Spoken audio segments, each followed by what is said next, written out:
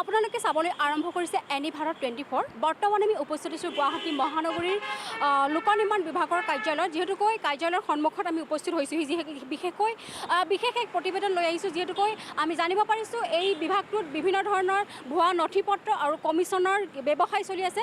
বিশেষকৈ এই লোক নিৰ্মাণ বিভাগৰ যি মুখ্য অভিযন্তা হীৰেণ দাসে হীৰেণ দাসৰ ছত্ৰছায়াতে এই বিভাগটোত বিভিন্ন ধৰণৰ ভুৱা নথি পত্ৰ কমিশ্যনৰ যি ব্যৱসায় চলি আছে।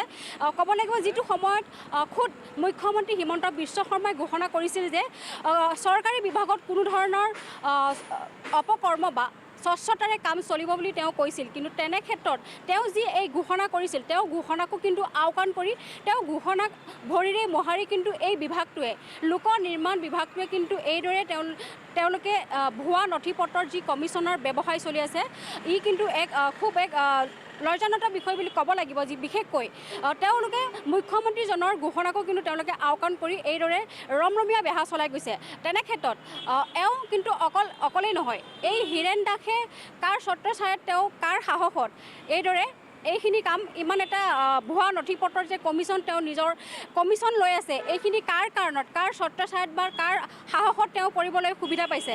তাৰে এজন নাম ল'ব লাগিব আওলাদ হুছেইন লস্কৰ নামৰ এজন। তেওঁ প্ৰতিষ্ঠানটোৰ মেছাৰ্ছ RF কনষ্ট্ৰাকশ্যনৰ প্ৰতিষ্ঠানটোৰ তেওঁ স্বত্বাধিকাৰী। তেওঁ প্ৰত্যেকজন লোকক তেওঁ হাতৰ মুঠিত ৰাখি এইদৰে তেওঁ কাম আগুৱাই নিবলৈ চেষ্টা কৰিছে। আমি পৰৱৰ্তী সময়ত এই বিষয়টো আমি ফাদিল কৰিম। তাৰ বাবে চাই থাকিব এনি ভাৰত 24। নমস্কাৰ, মই অজয় ফুকন আৰু এইখিনিতে সমূহ এনি ভাৰত চেনেলটোৰ যিসকল কৰ্মকৰ্তা আছে সকলোৰে মোৰ ফালৰ পৰা শুভেচ্ছা জ্ঞাপন কৰিছোঁ। অসমৰ আচলতে সংবাদ জগতত নতুনকৈ আচলতে এটি আত্মপ্ৰকাশ ঘটিছে আমাৰ নিউজ চেনেল এনি ভাৰত। আৰু এনি ভাৰতৰ এটা খুব ধুনীয়া এটা অনুষ্ঠান হ'বলৈ গৈ আছে। সকলোৱে জানে আমাৰ সকলোৰে মৰমৰ হাৰ্টথ্ৰব জুবিন গাৰ্গৰ গানে কি আনে, আচলতে জুবিনদাৰ সেই গীতৰ আধাৰত আমাৰ হিৰুদাই লিখা সেই গীতটি গানে কি আনে, এই গানে কি আনে নামৰ এটি তেওঁলোকে সাংগীতিক ৰিয়েলিটি শ্ব' কৰিবলৈ গৈ আছে। আৰু 15 আগষ্টৰ পৰা গোটেই আৰম্ভ হ'ব।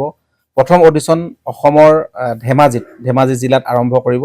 গতিকে সমূহ যিসকল প্ৰতিভা আছে, যিসকলে গান ভাল পায়, যিসকলে তেওঁলোকৰ নিজৰ প্ৰতিভা আচলতে দেখুৱাব বিচাৰে, এই ৰিয়েলিটি শ্ব'ত গানে কি আনে এই প্ৰতিযোগিতাত অংশগ্ৰহণ কৰক আৰু খুব ধুনীয়া আপোনালোকে সুবৰ্ণ সুযোগ লাভ কৰিব। লগতে ইয়াতে পুৰস্কাৰ আছেই, বিভিন্ন ধৰণৰ উপহাৰো আপোনালোকে লাভ কৰিব। আৰু লগতে এগৰাকী প্ৰতিষ্ঠিত আচলতে এগৰাকী শিল্পী হিচাপে অসমৰ সাংস্কৃতিক জগতত আপোনালোক প্ৰতিষ্ঠা লাভ কৰিব। গতিকে গোটেই অনুষ্ঠানটোলৈ মোৰ ফালৰ পৰা শুভকামনা থাকিল। আৰু লগতে এই অনুষ্ঠানটোত আপোনালোকে অংশগ্ৰহণ কৰিব, আমিও আছোঁ আৰু সকলোকে আমি লগ পাম। ধন্যবাদ।